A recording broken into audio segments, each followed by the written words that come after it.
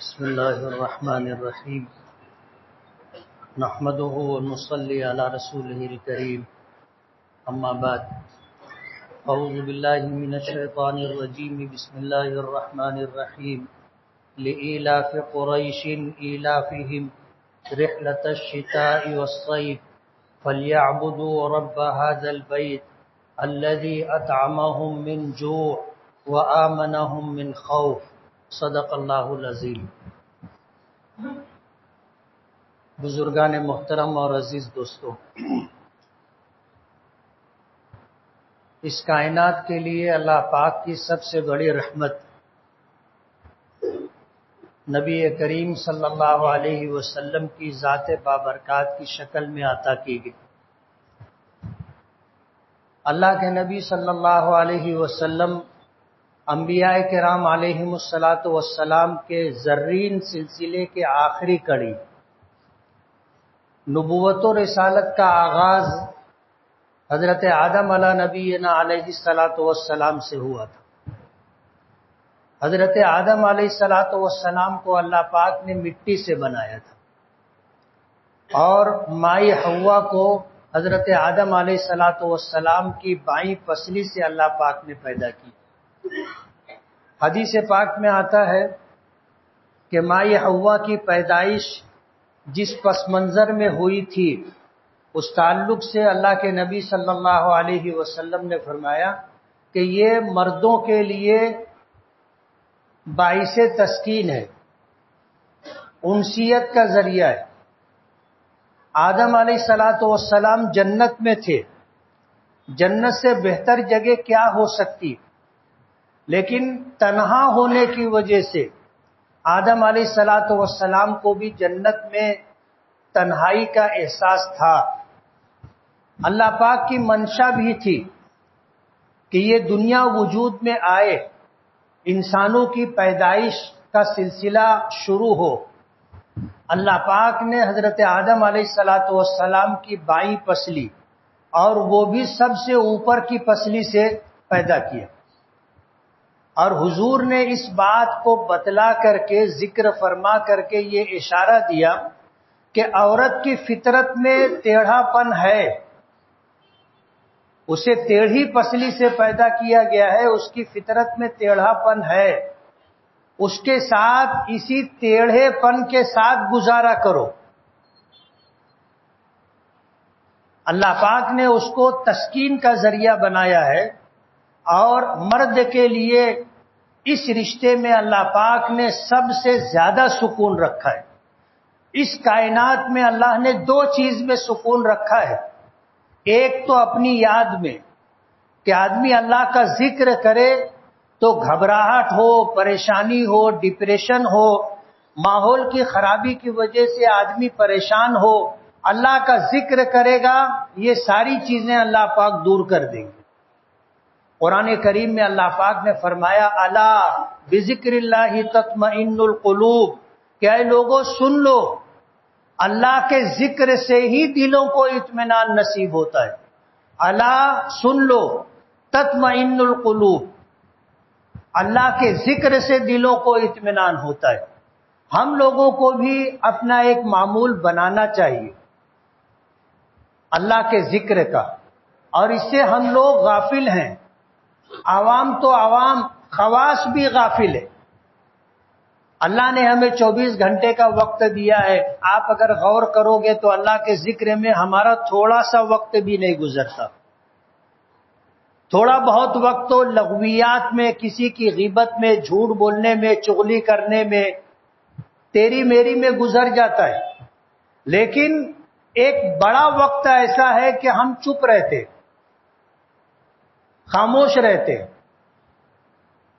اور یہ وقت یوں ہی بیکار گزر گیا۔ حدیث پاک میں آتا ہے کہ جنتیوں کو جنت میں جانے کے بعد سب سے زیادہ جس چیز کا احساس ہوگا وہ اس دنیا میں ان اوقات پر جو اللہ کے ذکر کے بغیر گزر گئے۔ حالانکہ جنت میں چلے گئے، اللہ پاک کی سب سے بڑی نعمت اور راحت کی سب سے بڑی جگہ، وہاں جانے کے بعد بھی جنتیوں کو احساس ہوگا کہ دنیا میں جن اوقات میں ہم خاموش رہے کاش اللہ کا ذکر کر لیتے، چلتے پھرتے اٹھتے بیٹھتے اللہ کا ذکر کرنا چاہیے۔ ہم میں سے کتنے لوگ ہیں جو کسی اللہ والے سے بیعت ہے؟ ہاتھ اٹھانا۔ کوئی؟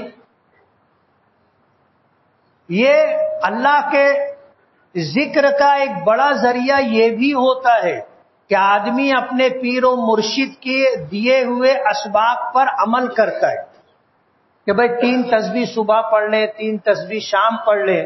تو جو لوگ کسی اللہ والے سے بیعت ہوتے ہیں کہیں نہ کہیں وہ لوگ ان 3 تسبیحات کا یا جو اور اسباق ان کو مل جاتے ہیں اس کا اہتمام کر لیتے۔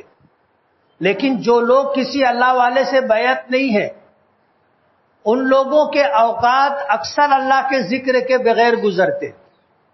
ایک سوال کروں گا، کوئی پریشانی کی بات نہیں ہے، کتنے لوگوں کا معمول ہے جو اللہ کا ذکر کرتے؟ ہاتھ اٹھانا۔ تھوڑے بہت، شاید چند % ہوں گے، باقی تمام لوگوں کے 24 گھنٹے اللہ کے ذکر کے بغیر گزرتے۔ اب ظاہر بات ہے، کسی نے کہا ہے خانہ خالی رہا دیو میں گرد، جو گھر خالی رہتا ہے جنات لوگ اس پہ قبضہ کر لیتے ہیں۔ بعد میں جب لوگ آتے ہیں رہنے کے لیے تو ان کو پریشانی ہوتی ہے۔ نیا گھر جب بنانے کی آدمی کوشش کرتا ہے تو بعض لوگ ایسے ہوتے ہیں اس کو بنانے اور سنوارنے میں اتنا وقت پاس کر دیتے ہیں کہ اس میں دوسری مخلوق آ کے رہنے لگ جاتی ہے۔ جب نیا گھر بن گیا، اب جب لوگ وہاں رہنے جاتے ہیں تو پھر کسی بچے کو کچھ دکھ جاتا ہے، کسی خاتون کو کچھ دکھ جاتا ہے، مرد حضرات کو پریشانی کم ہوتی ہے، لیکن ہماری ماؤں کو، بہنوں کو، بچیوں کو یہ تکلیف ہوتی ہے کہ کبھی اکیلے اوپر چلے گئے تو ان کو ایسا لگا جیسے کوئی بازو میں سے گزر گیا، محسوس ہو جاتا ہے۔ آدمی کہیں گیا تو ایسا لگتا ہے جیسے کوئی ہٹ گیا، اور کبھی ایسا ہوتا ہے کہ دکھ بھی جاتے ہیں، سامنے آ جاتے ہیں، چلے جاتے ہیں، چاہے کچھ نہ کریں، لیکن اپنے گھر میں کسی پرائے کو دیکھ لینے کے بعد جو کیفیت ہوتی ہے وہ آپ محسوس کر سکتے۔ تو گھر اگر بنا رہے ہیں تو اسے جلدی مکمل کرنا چاہیے، اور جتنی جلدی ممکن ہو اسے آباد کر دینا چاہیے۔ بہت شاندار گھر بنانے کے چکر میں نہیں رہنا چاہیے۔ بہت شاندار گھر بنایا بھی کسی نے تو رہا کتنے دن، چلا گیا۔ گھر زیادہ دن رہتا ہے، گھر بنانے والا کم دن رہتا ہے۔ اور عام طور پر ہوتا ایسا ہے کہ گھر بنانے کا سلسلہ آدمی اس وقت تو شروع کرتا ہے جب زندگی کے آخری پائیدان پر پاؤں رکھتا ہے۔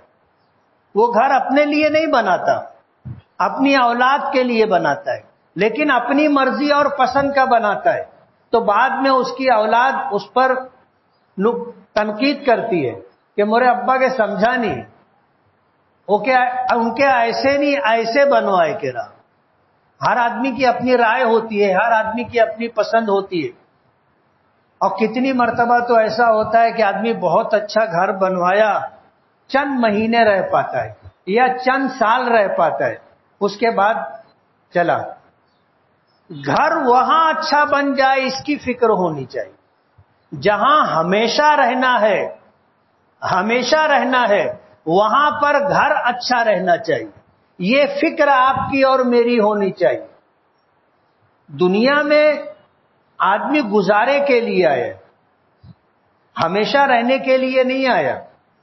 نبی کریم صلی اللہ علیہ وسلم نے فرمایا کن فی الدنیا کأنک غریب او عابر سبیل، تم دنیا میں ایسے رہو جیسے ایک پردیسی سفر کر کے کہیں گیا تو کسی پردیش میں کسی اجنبی شہر میں کتنی دیر رہتا ہے، کتنے دن رہتا ہے۔ وہاں جانے کے بعد آدمی وہاں ہمیشہ رہنے کے انتظامات تو نہیں کرتا، کوشش یہ ہوتی ہے کہ اپنے سفر کر کے کسی شہر میں گئے، اگر 2-4 دن وہاں رہنا ہے تو آدمی کوئی ہوٹل یا لاج وغیرہ دیکھتا ہے، کرائے کی جگہ لیتا ہے، 2-4 دن رہتا ہے، اپنا کام ختم ہو گیا، آدمی اپنے شہر واپس آ جاتا ہے۔ اور یہی تاکید نبی کریم صلی اللہ علیہ وسلم کی بھی، کہ اگر تم میں سے کوئی آدمی سفر کرے اور سفر کر کے کسی مقام پر جائے تو وہاں کتنے دن رکے؟ فرمایا کہ تم میں سے جو آدمی سفر کر کے کسی مقام پر جائے تو وہاں جب جانے کے بعد سفر کا مقصد پورا ہو جائے، جس کام کے لیے گیا تھا وہ کام ہو جائے، تو اسے جلد از جلد اپنے اہل و عیال کی طرف واپس آ جانا چاہیے۔ اب اجنبی اور پردیس شہر میں جا کر پڑے نہیں رہنا چاہیے۔ یہ حضور کی تاکید ہے۔ حج جیسے مبارک سفر میں اگر حضور کے حج کو آپ دیکھو گے تو آپ کو یہ دکھے گا کہ آپ 24 ذی قعدہ کو مدینے سے نکلے اور 10 دن کا سفر کر کے 4 ذی الحجہ کو مکہ مکرمہ پہنچے۔ مکہ مکرمہ پہنچ کر کے 5، 6، 7 یہ 3 دن حج سے پہلے آپ رہے، اور اس کے بعد آپ حج کے لیے نکلے اور حج میں آپ 6 دن گزارے۔ ذی الحجہ کی 13 تاریخ کو مینا سے واپس آئے۔ واپس آنے کے بعد جہاں آپ نے مکے میں اپنا سامان رکھا تھا، 13 تاریخ کی رات میں ہی وہاں سے سامان اٹھایا اور آ کر کے آپ نے طواف وداع فرمایا اور مدینہ واپس نکل گئے۔ حضرت عائشہ صدیقہ رضی اللہ تعالی عنہا کہنے لگی کہ اللہ کے رسول، لوگ آئے انہوں نے 2 عبادت کی، کہ آئے تو انہوں نے عمرہ کیا اور پھر حج کا وقت آیا تو حج کیا، اب اپنے گھر واپس جا رہے ہیں، تو انہوں نے 2 عبادتیں کی، ایک تو حج انہوں آتے ہی عمرہ کیا اور اس کے بعد حج کیا۔ میرا مسئلہ ایسا تھا کہ میں جب عمرے کا احرام باندھ کر مکہ پہنچی تو مجھے ایام آ گئے، ناپاکی کے دن آ گئے، پیریڈ آ گیا، اس کی وجہ سے میں عمرہ نہیں کر سکی، تو میری ایک ہی عبادت ہوئی۔ تو حضور نے حضرت عائشہ رضی اللہ تعالی عنہا کے بھائی حضرت عبد الرحمن ابن ابی بکر کو اس بات کو حکم دیا کہ اپنی بہن عائشہ کو تم لے کر مسجد آپ وہاں تنعیم جاؤ، مسجد عائشہ جاؤ اور وہاں جا کر کے عمرے کا احرام بندھواؤ اور اس کے بعد لا کر کے تم عمرہ کرواؤ، اور عمرہ مکمل ہو جائے، طواف وداع ہو جائے تو ہم سے آ کر فلاں مقام پر ملاقات کرو۔ حضور نے سفر واپسی کا شروع کر دیا۔ حضرت عائشہ رضی اللہ تعالی عنہا کے انتظار میں مکے سے باہر مدینے کے راستے میں جا کر کے ایک مقام پر آپ رک گئے۔ مکے میں رکنا اور مکے کے باہر رکنے میں جو فرق ہے آپ سمجھ سکتے ہو، لیکن اللہ کے رسول صلی اللہ علیہ وسلم نے سفر کا مقصد پورا ہو گیا، ایک دن بھی آپ مکہ مکرمہ میں نہیں رکے۔ حالانکہ مکہ آپ کا وطن تھا، مکے میں اللہ کا گھر تھا، مکے میں آپ کے خاندان کے لوگ تھے، مکے میں آپ کے مرحومین مدفون تھے، مکے میں آپ کے تعلقات تھے، ملنے جلنے والے لوگ تھے، لیکن 13 تاریخ تک آپ مینا میں رہے اور 13 تاریخ کی کنکری مار کر کے آپ واپس مکہ مکرمہ اس مقام پر آئے جہاں آپ کا سامان، آپ کے ساتھیوں کا سامان رکھا تھا، وہاں سے سامان اٹھایا، مسجد حرام پہنچے، طواف وداع کیا اور مدینے کے لیے واپس ہو گئے۔ جبکہ آپ کو پتا ہے مدینے سے مکہ آنے میں 10 دن لگے، 4 ذی الحجہ کو پہنچے اور 13 ذی الحجہ کو آپ مکے سے نکل بھی گئے، 9 دن کل آپ کا مکہ مکرمہ میں قیام رہا، حج سے پہلے 2-3 دن اور حج کے بعد فوراً واپسی۔ تو حضور نے فرمایا کہ من سافر ثم قضى نحمته فليتعجل الى اهله، کہ تم میں سے جو آدمی سفر کرے اور اپنے سفر کے مقصد کو پورا کر لے، فَلْيَتَعَجَّلْ إِلَىٰ أَهْلِهِ، اپنے اہل و عیال کی طرف جلدی واپس آ جائے۔ ہم بھی مسافر ہیں. حضور نے فرمایا کن فی الدنیا کا انک غریب او عابر سبیل، کہ تم دنیا میں اس طرح رہو جیسے پردیس میں کوئی پردیسی رہتا ہے، یا راہ چلتا مسافر اپنی ضرورت پوری کرنے کے لیے کسی جگہ رکتا ہے.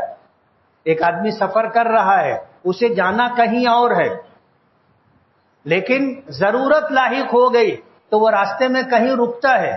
تو کتنی دیر رکتا ہے؟ اپنی ضرورت پوری کرنے کے لیے. ضرورت پوری ہو گئی، آدمی پھر رکتا نہیں ہے، آگے سفر کرتا ہے. تو یہ دنیا بھی ہمارے لیے ایسی ہی ہے. یہاں پہ بہت شاندار گھر بنانے کے چکر میں نہیں رہنا چاہیے. بہت شاندار گھر بنا بھی لیا تو کیا، سب کو نہیں پسند آتا. آدمی نیا گھر بناتا ہے تو نیا گھر بنانے کے بعد لوگوں کو اپنا گھر دکھانے کے لیے بلاتا ہے، اور بہت شوق سے مخصوص لوگوں کو بولتا ہے یہ دیکھ لو، اوپر چل کے دیکھ لو، ایسا کر لو، ایسا کر لو. بتانے کی کوشش کرتا ہے. میرا جانا آنا ہوتا ہے، لوگ بہت شوق سے گھر بلاتے ہیں اور پورا گھر بتانے کی کوشش کرتے ہیں کہ گراؤنڈ فلور بھی دیکھو، اگر بیسمنٹ ہے تو بیسمنٹ میں بھی چلو، پھر first floor, second floor, terrace تک لے جانے کی کوشش کرتے. اور آپ یقین مانو، میں کسی کے گھر جانے کے بعد سب سے پہلے حمام اور لیٹرین دیکھتا ہوں. آدمی کی سوچ کا اندازہ یہیں سے ہوتا ہے. یہ ضرورت کی جگہ ہے، جیسے بیڈ روم ضرورت کی جگہ ہے، اسی طرح باتھ روم اور لیٹرین بیت الخلا بھی شدید ضرورت کی جگہ ہے. آپ کو اگر پیشاب لگ جائے اور پیشاب کرنے کی جگہ نہ ملے تو کیا کیفیت ہوتی ہے آپ اندازہ کر سکتے ہو. تو سونے سے زیادہ ضروری پیشاب پاخانہ کرنے کی جو ضرورت ہے وہ آدمی کو پریشان کرتی. اور جانے کے بعد یہ دو چیزیں دیکھ کے اندازہ ہوتا ہے کہ اس آدمی کی ذہنیت کیسی ہے. بہت اچھا گھر بنانے کے چکر میں نہیں رہنا چاہیے. گزارا ہو جائے بس ہے. ہم یہاں ہمیشہ رہنے کے لیے نہیں آئے. ہمیشہ رہنے کی جگہ آخرت ہے. وہاں آپ شاندار گھر بنائیں. کیسا گھر؟ شاندار گھر جہاں ہمیشہ رہنا ہے. جنت سے بہتر جگہ نہیں ہے. اور جنت میں بھی اللہ پاک جنتیوں کے درجات طے کریں گے. جنتیوں کے درجات ہوں گے. کچھ ایسے لوگ ہوں گے جو اول وہلے میں جنت میں چلے جائیں گے. میدان محشر میں پہنچیں گے، اللہ پاک کا فیصلہ ہوگا. کہاں ہیں وہ لوگ جن کو اللہ بغیر حساب و کتاب جنت میں بھیجے گا؟ حدیث پاک میں آتا ہے ایک فرشتہ اعلان کرے گا این الحمادون، کہاں ہیں ہر حال میں اللہ کی حمد، اللہ کی تعریف کرنے والے لوگ. ایک جماعت کھڑی ہوگی اور اللہ کا حکم ہوگا بغیر حساب و کتاب جنت میں جائے گی. ہر حال میں اللہ کی تعریف کرنے والے، ہر حال میں اللہ کا شکر ادا کرنے والے ایک جماعت ہوگی، کھڑی ہوگی، جنت میں جائے گی. اور کچھ لوگ ایسے ہوں گے جو حساب و کتاب کی پریشانی جھیلنے کے بعد جنت میں جائیں گے. کچھ لوگ ایسے ہوں گے جو جہنم میں جائیں گے اور جو اللہ کی مرضی ہوگی اتنے دن جہنم میں رہ کر کے ایمان کی وجہ سے جنت میں آئیں گے. اور ایسا شخص بھی ہوگا جو جہنم سے نکلنے والا آخری شخص ہوگا اور جنت میں جانے والا آخری شخص ہوگا. حضور نے یہ ساری تفصیلات ہمیں بتائی ہیں.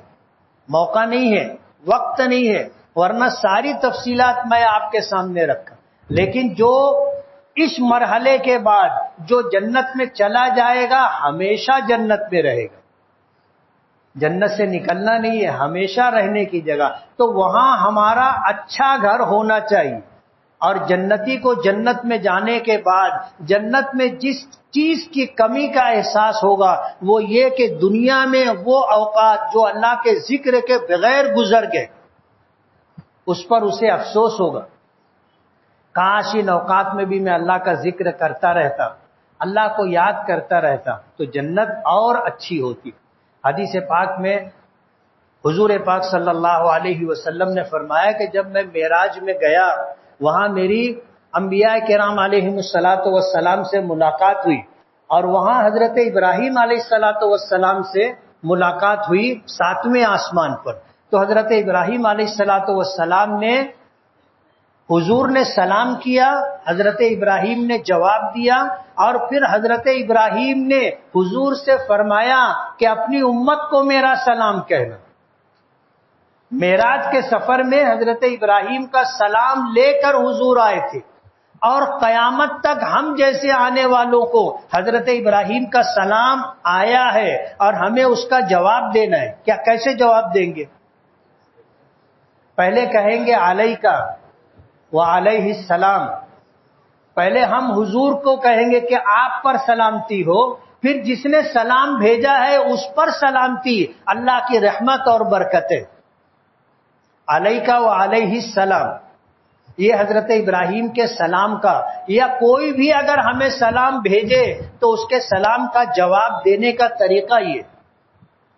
تو ہمیشہ رہنے کی جگہ جنت، تو ہمارے اوقات اکثر خاموشی میں گزرتے، ہمیں اللہ کا ذکر کرتے رہنا چاہیے۔ حضور نے فرمایا کہ حضرت ابراہیم جنت میں جانے کے بعد اس بات کا احساس ہوا، اور حضرت ابراہیم نے یہ پیغام دیا کہ اپنی امت کو میرا سلام کہنا، اور یہ پیغام دینا کہ ایک مرتبہ سبحان اللہ کہنا جنت میں ایک درخت لگاتا ہے، ایک مرتبہ الحمدللہ کہنا جنت میں ایک درخت لگاتا ہے، ایک مرتبہ اللہ اکبر کہنا جنت میں ایک درخت لگاتا ہے، اور ایک مرتبہ لا الہ الا اللہ کہنا جنت میں ایک درخت لگاتا ہے۔ اور فرمایا، حضور نے فرمایا کہ جنت کے خزانوں میں سے ایک خزانہ ہے لا حول ولا قوت الا باللہ، جنت کے خزانوں میں سے ایک خزانہ ہے لا حول ولا قوت الا باللہ۔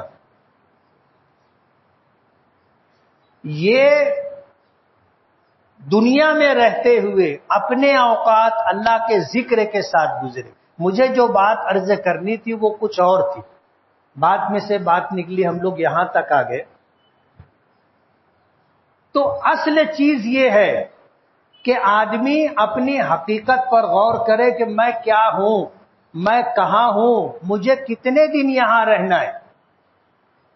روزانہ لوگ جاتے رہتے ہیں، اپنے یہاں تو پکارا ہوتا ہے، باقاعدہ اعلان ہوتا ہے کہ فلاں صاحب گزر گئے، ہم روزانہ سنتے ہیں۔ ایک وقت آئے گا ہمارے متعلق بھی اعلان ہوگا کہ فلاں صاحب گزر گئے، اور جو چلا جاتا ہے لوگ اس کو بھول جاتے، جو چلا جاتا ہے لوگ اس کو بھول جاتے، کوئی کسی کو یاد نہیں رکھتا، اپنے ماں باپ کو نہیں یاد رکھتا، اپنے بیوی بچوں کو نہیں یاد رکھتا، تو دوسروں کو آدمی کہاں یاد رکھے گا؟ آدمی اپنے آپ میں ہی پریشان رہتا ہے۔ اس لیے یہ جانے کی جگہ ہے، رہنے کی جگہ نہیں ہے۔ اس دنیا میں آنے کے بعد ہماری سب سے بڑی ضرورت بھوک کے وقت ہمیں کھانا مل جائے، ضرورت کے وقت ہماری ضرورت پوری ہو جائے، اور خوف سے اللہ پاک ہمیں امن عطا کر دے، یہ ہماری ضرورت۔ مکے والوں پر اللہ پاک نے اپنا احسان جتلایا، اہل قریش کو یہ بتایا کہ ہم تمہیں روزی دیتے، سال میں تم 2 سفر کرتے ہو، رحلۃ الشتاء والصیف، سردی کے موسم میں ایک سفر حبشہ کا کرتے ہو، گرمی کے موسم میں ایک سفر ملک شام کا کرتے ہو، یہ 2 سفر تم کرتے ہو، ان 2 سفروں کے ذریعے سے ہم تمہیں سال بھر کی روزی دیتے، رحلۃ الشتاء والصیف، 2 سفر میں ہم تم کو سال بھر کی روزی دیتے، اس لیے تم اس گھر کے پروردگار کی عبادت کرو، فَلْيَعْبُدُوا رَبَّ هَذَا الْبَيْتِ، بیت اللہ کے پروردگار کی تم عبادت کرو۔ یہ مکے والے اور قریش کو اللہ پاک نے حکم دیا، فَلْيَعْبُدُوا رَبَّ هَذَا الْبَيْتِ، اس کے بعد اپنا احسان جتلایا، الَّذِي أَطْعَمَهُم مِّن جُوعٍ، اس گھر کے پروردگار نے تم بھوکے تھے تو تم کو کھانا کھلایا، اطعمہم من جوع، تمہیں کھانا کھلایا کب؟ جب تم بھوکے تھے، وآمنہم من خوف، اور جب تم خوف میں تھے تو اللہ نے تم کو امن کی دولت عطا کی۔ آج ہماری ضرورت اس دنیا میں یہی ہے، ہماری ضرورت یہی ہے کہ ہمیں بھوک لگے تو کھانا مل جائے، ضرورت پیش آئے تو ہماری ضرورت پوری ہو جائے، اور ہمیں اللہ پاک امن و امان کی دولت عطا کرے، چین و سکون کی دولت عطا، خوف سے اللہ پاک نجات دلا دے۔ خوف اور بھوک بہت بڑی مصیبت ہے، خوف اور بھوک بہت بڑی مصیبت ہے۔ اللہ پاک نے جس کو بھوک لگنے پر کھانا دے دیا اور خوف سے اللہ نے اسے نجات دے دی، اسے اللہ کا بے پناہ شکر ادا کرنا چاہیے۔ مکے والوں کو اللہ نے اپنا یہ احسان جتلایا کہ تم بھوکے تھے تو ہم نے تمہیں کھانا دیا، اور تم خوف میں تھے تو ہم نے تم کو امن کی دولت عطا کی۔ آج اگر کسی کو یہ بتایا جائے اور اسے ہم بتانے پر یقین آ جائے کہ مالیگاؤں میں پتھراؤ ہونے والا ہے، ہندو مسلم فساد ہونے والا ہے، اور سننے والے کو اگر اس بات کا یقین آ گیا تو اس پر خوف طاری ہو جاتا ہے، خوف طاری ہو جاتا ہے کہ یار میری دکان کا کیا ہوگا، میرے کاروبار کا کیا ہوگا، میرا ایک بچہ سفر میں ہے اس کا کیا ہوگا، میرے گھر کے بچے کہاں ہیں۔ آدمی خوف میں مبتلا ہو جاتا ہے، اور یہ بہت بڑی مصیبت ہے۔ مکے والوں کو اللہ نے دو چیزیں بتائی کہ ہم نے تمہیں روزگار دیا، 2 سفر میں سال بھر کی روزی، اور بھوک میں ہم نے تمہیں کھانا دیا، خوف میں ہم نے تم کو امن عطا کیا۔ یہ ہماری بنیادی ضرورت۔ آج الیکشن آنے والے دنوں میں ہے، سر پر ہے الیکشن، اور کچھ فرقہ پرست طاقتیں یہ چاہتی ہے کہ ہر جگہ ماحول خراب ہو۔ اکا دکا مہاراشٹر کے شہروں میں ڈونڈائچا میں فساد ہوا، نندربار کے حالات خراب رہے، ناسک کے حالات خراب رہے، بمبئی کے حالات خراب رہے، اور بھی شہروں میں تھوڑے بہت پتھراؤ وغیرہ کی وجہ سے اس طرح کے حالات بنے، بھیونڈی کے حالات رہے۔ مالیگاؤں کو اللہ پاک نے امن عطا کیا، الحمدللہ۔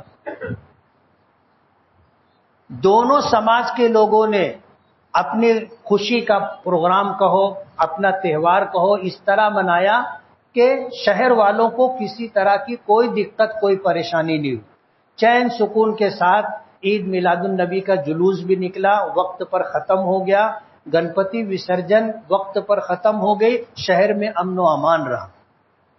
یہ چیز باقی رکھنا ہماری ضرورت ہے۔ اگر شہر میں کوئی چاہے کہ ہم لوگ کوئی آندولن اس طرح کا کریں جس سے شہر کا امن و امان متاثر ہو، تو کبھی اس کی بات پر دھیان مت دینا، اپنے خود بھی مت جانا، اپنے بچوں کو بھی روکنا۔ یہ ہماری سب سے بڑی ضرورت ہے۔ شہر میں رہنے والوں کو روزگار ملے، وقت پر ان کا کام ہوتا رہے، ان کے گھر والوں کی ضرورت پوری ہو، اور سماج میں رہنے والے ہر شخص کو امن و امان اور چین و سکون ملے، خوف سے اسے نجات ملے۔ یہ ہماری سب سے بڑی ضرورت ہے۔ 2 چیزوں میں اللہ نے اطمینان اور سکون رکھا ہے، اللہ نے اپنی یاد میں، اور دوسری بیوی کے ساتھ رہنے میں اللہ نے جو سکون رکھا ہے وہ آپ کو کسی کے ساتھ نہیں ملے گا۔ اور ہماری آج سب سے بڑی ضرورت 2 ہے، ہماری ہر ضرورت وقت پر پوری ہو جائے، ہمیں وقت پر، ہمارے گھر والوں کو وقت پر کھانا مل جائے، اور ہماری جان مال عزت و آبرو محفوظ رہے، ہم امن و امان اور چین و سکون کے ساتھ رہے۔ یہ ہماری ضرورت ہے، اور اس بات کا ہمیں ہمیشہ خیال رہنا چاہیے۔ یہ کوئی معمولی نعمت نہیں ہے، اللہ کی بہت بڑی نعمت ہے۔ اللہ نے احسان کے طور پر جتلایا کہ اطعمہم من جوع وآمنہم من خوف، کہ بھوک میں ہم نے انہیں کھانا کھلایا، اور خوف کے زمانے میں ہم نے انہیں امن و امان اور چین و سکون عطا کیا۔ وآخر دعوانا ان الحمد للہ رب العالمین۔